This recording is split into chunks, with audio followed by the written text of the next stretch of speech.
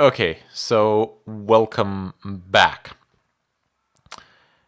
And Wireshark is doing its monitoring thing here, really. But the port 3128 will actually allow the filter for the port 3128 will actually allow us to see who is connecting to us. And this is the source IP address, which is mine, so I can see where it is.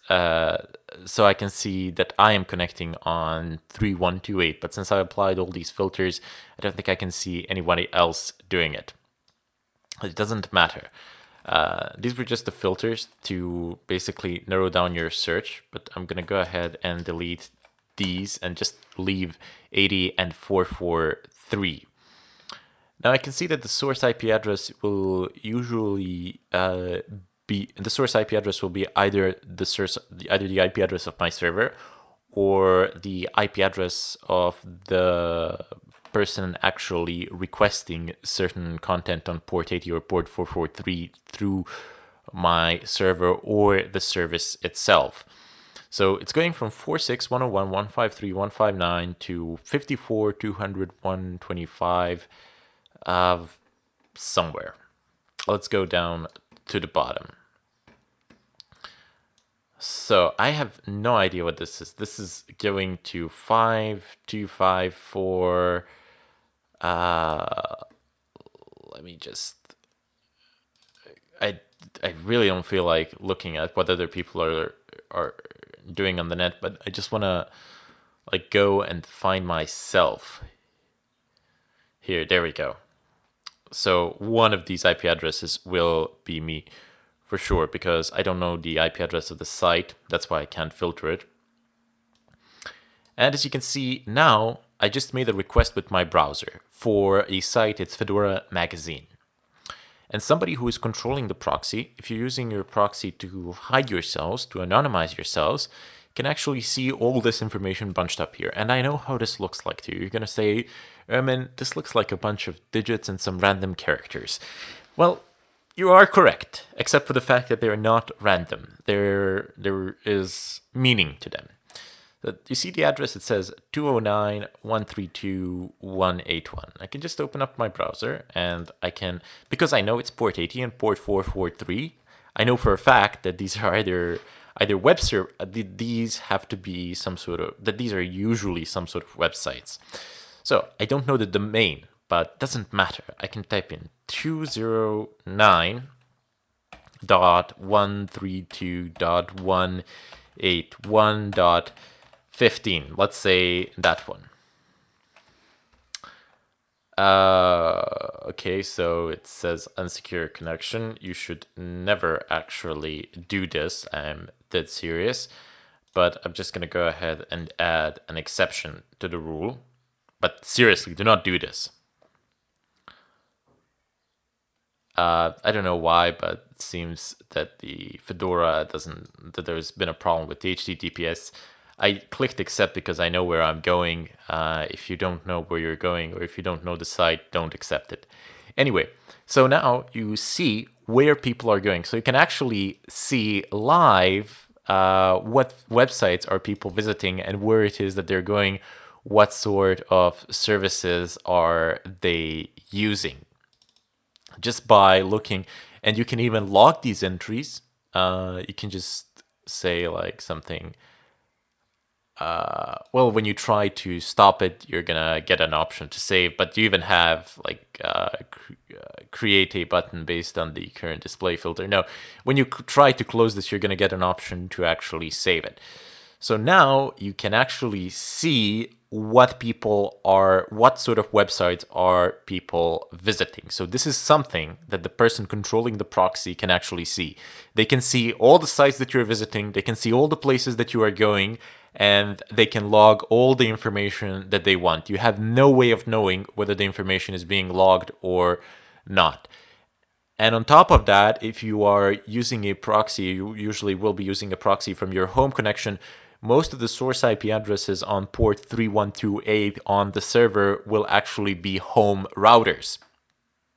So somebody will have your current home router IP address. And I know that I've stated before that they are dynamic, but they don't change really for like a period of 3 months or something like that unless you actually manually reset the router or go into the router and ask for a new DHCP lease.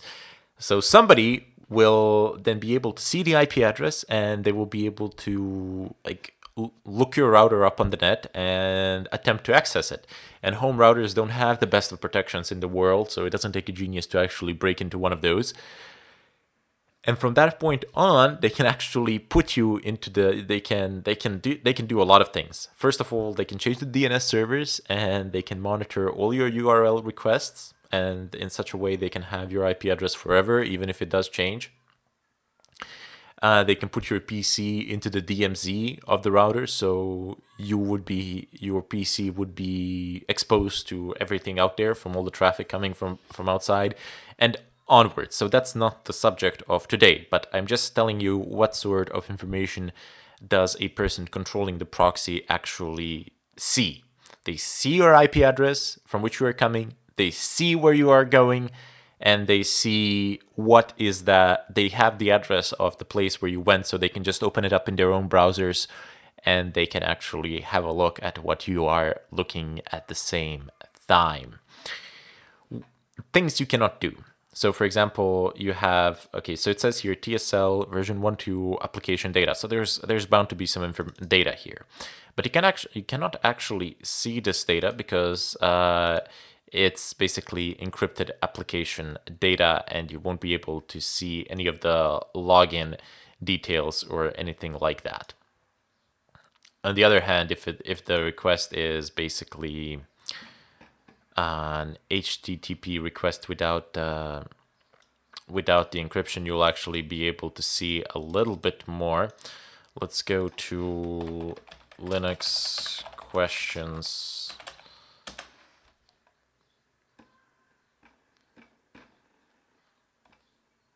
And there we go. So this is going to be sufficient. If, for example, the connection is HTTP and not HTTPS, you can actually just take a look at here and gain a little bit more information than before. Chunked response, data chunk, data. Okay, so maybe I didn't pick the right one. Let's go ahead and that's JavaScript. Get questions. Let's have a look at this one. Okay, there you go. So it says full request www.linuxquestions.org, questions, clients, vbulletin, lightbox, etc. And I even have the cookie here. So you can even see somebody's cookies. If you have the cookies, you can easily log in or pretend to be them. You get to see more information overall. You can even get the passwords and all that. But I figured I won't show that because most of the sites are HTTPS, and I'll show the HTTPS stuff, and I'll really omit the HTTP stuff because it's trivial. It really is trivial. I will focus on the SSL encryption and what can we do about it. But anyway, that's about it for the tutorial. That's it for the proxies. That's all I'm going to show for the proxies. I've shown you how you can connect to one, how you can use one, and how you can set up one, and what the person on the other end can see, and how you can set up your own proxy honeypot where you can monitor, where it is possible for you to monitor traffic of pretty much everybody else. Although please be warned, if you have a public proxy which is open to use for everyone, you will be held accountable in all likelihood for all the traffic that occurs through that proxy. Anyway, gonna bid you farewell and hope to see you in the future tutorials.